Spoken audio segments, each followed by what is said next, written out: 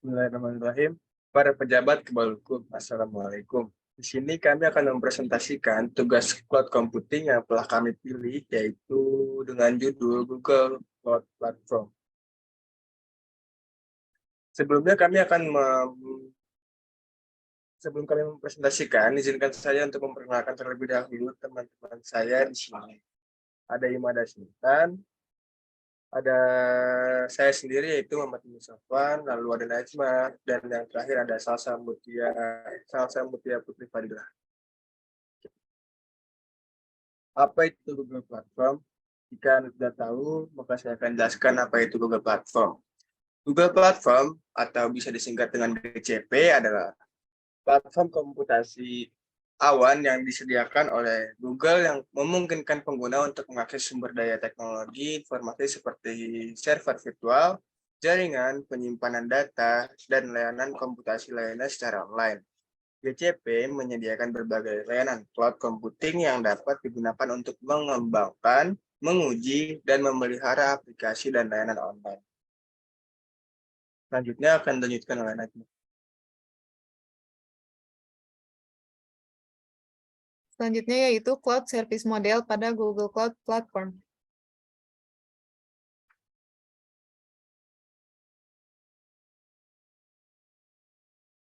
Yang pertama yaitu fitur IaaS pada Google Cloud Platform.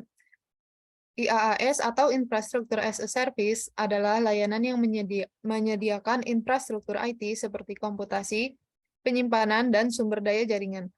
Pada Google Cloud Platform ada beberapa fitur IaaS yaitu yang pertama Google Compute Engine atau GCE. GCE adalah komponen infrastruktur sebagai layanan atau IaaS dari Google Cloud Platform yang dibangun di atas infrastruktur global yang menjalankan mesin pencari Google, Gmail, YouTube, dan layanan lainnya. GCE memungkinkan pengguna untuk meluncurkan mesin virtual atau PM sesuai permintaan. Selanjutnya, Google Cloud Storage. Cloud Storage adalah layanan IaaS yang memiliki layanan RESTful untuk penyimpanan dan pengaksesan data pada infrastruktur Google. Layanan ini menggabungkan kinerja dan keterukuran cloud dari Google dengan keamanan tingkat tinggi dan kemampuan berbagi. Yang ketiga ada Virtual Private Cloud atau VPC. VPC adalah suatu fitur networking pada public cloud. Fitur ini memberikan keamanan dan fleksibilitas yang lebih pada penggunanya. Dengan adanya VPC, pengguna bisa mengatur resource infrastruktur mereka agar lebih cocok dengan kebutuhan setiap pengguna. Yang keempat, ada Persistent Disk. Persistent Disk adalah penyimpanan blok dengan daya tahan tinggi dan memiliki kinerja yang tinggi untuk Google Cloud Platform. Persistent Disk menyediakan penyimpanan SSD dan HDD yang dapat disambungkan kepada hal-hal yang berjalan dalam Compute Engine ataupun Google Kubernetes Engine.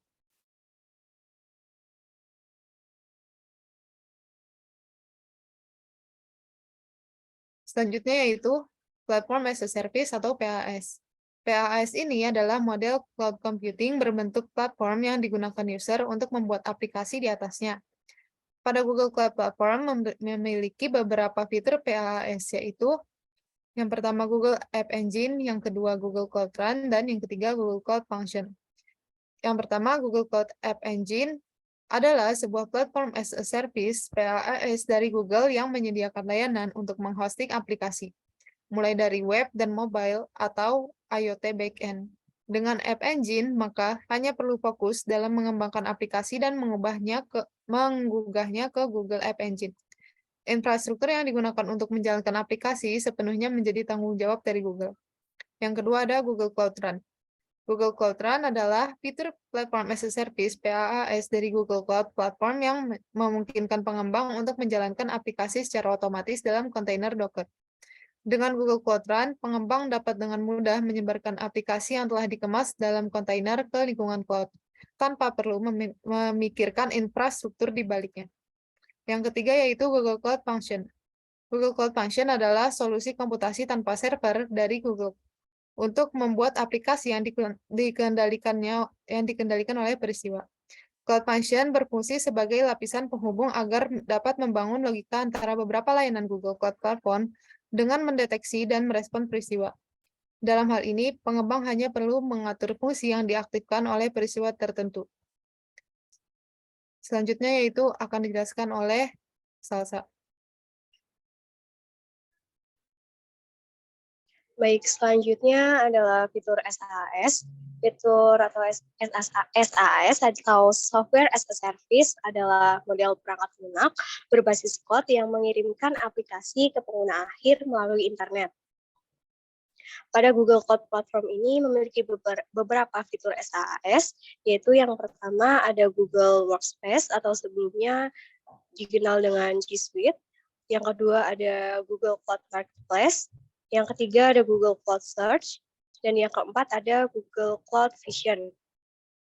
Pada layanan yang pertama yaitu ada Google Workspace atau sebelumnya dikenal dengan G Suite adalah kumpulan cloud computing atau alat produktivitas dan kolaborasi, perangkat lunak, dan produk yang dikembangkan dan dipasarkan oleh Google. Contoh dari Google Workspace ini seperti Gmail, kontak, kalender, Meet, dan chat untuk komunikasi, Drive untuk penyimpanan, serta rangkaian Google Doc untuk pembuatan konten. Kemudian yang kedua ada Google Cloud Marketplace. Google Cloud Marketplace adalah marketplace yang memungkinkan pengguna untuk menemukan, mendeploy, dan mengelola berbagai solusi software pihak ketiga di Google Cloud Platform. Ini menawarkan platform yang nyaman untuk menemukan dan menerapkan solusi perangkat lunak yang dapat menyempurnakan lingkungan Google Cloud mereka dan menyediakan pendekatan yang disederhanakan untuk pengadaan dan pengelolaan perangkat lunak. Selanjutnya yang ketiga adalah Google Cloud Search, yaitu adalah salah satu layanan Google yang memudahkan untuk mencari apa saja yang dibutuhkan dengan bantuan machine learning. Proses pencarian dapat berlangsung dengan mudah. Cloud Search menggunakan machine learning untuk memberikan saran atau hasil yang paling relevan dari sistem konten yang berbeda dan didukung dengan layanan di lebih dari 100 bahasa. Lalu yang keempat ada Google Cloud Vision, yaitu arsitektur machine learning yang dikembangkan oleh Google untuk pengolahan data berbasis visual atau computer vision, seperti contohnya OCR, face detection, image retrieval, dan sebagainya. Untuk selanjutnya,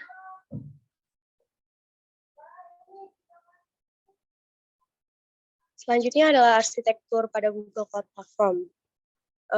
Arsitektur tersebut adalah sebuah arsitektur dalam membangun sistem di Google Cloud Platform untuk mendukung layanan IoT atau Internet of Things.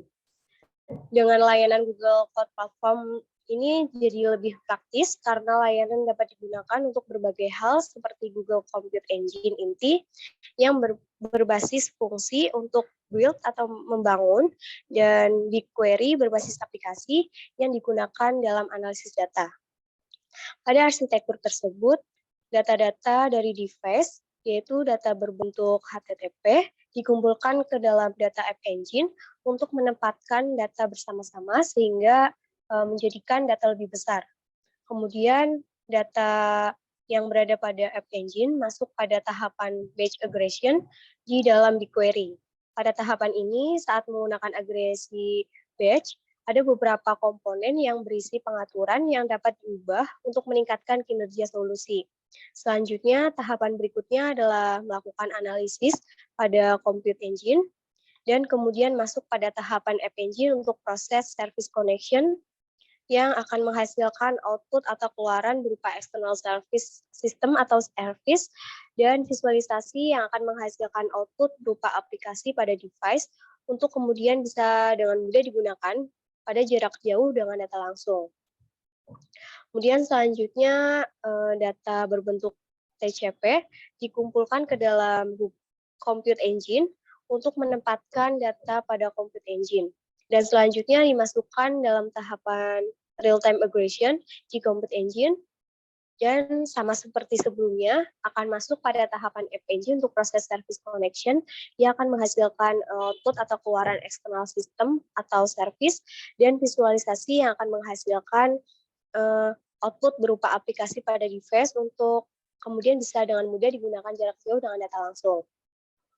Selanjutnya, pada saat di tahapan real-time aggregation, pada Compute Engine menggunakan data agregat dan menambahkan data mentah terbaru ke dalam untuk memberikan hasil yang akurat dan terkini, tanpa perlu menggabungkan data saat sedang ditulis sehingga perlu masuk pada tahapan detection dan comment untuk dikembalikan pada device control.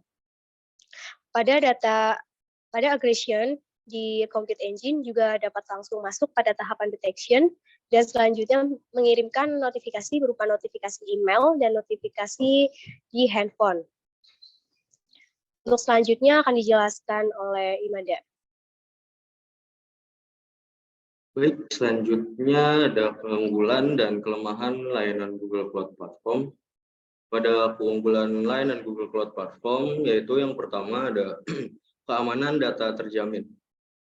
Layanan Google Cloud Platform ini memungkinkan pengguna untuk memiliki keamanan data yang sangat terjamin dan termasuk faktor penting untuk membangun sebuah layanan berbasis internet. Lalu yang kedua, ada optimalisasi biaya.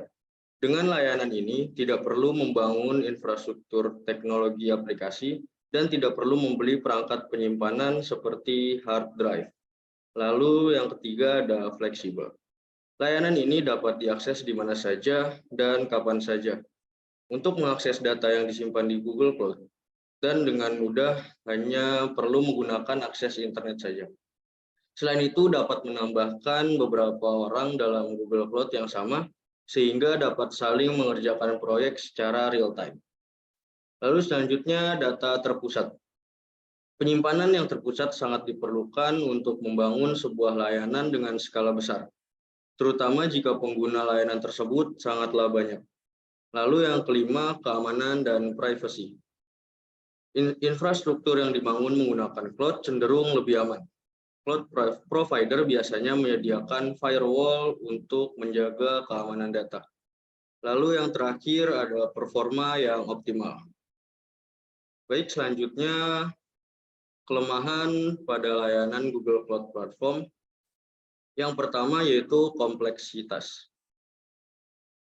Google Cloud Platform atau GCP memiliki banyak layanan dan fitur, sehingga menggunakannya memerlukan pemahaman yang mendalam tentang teknologi cloud dan konsep-konsep yang terkait.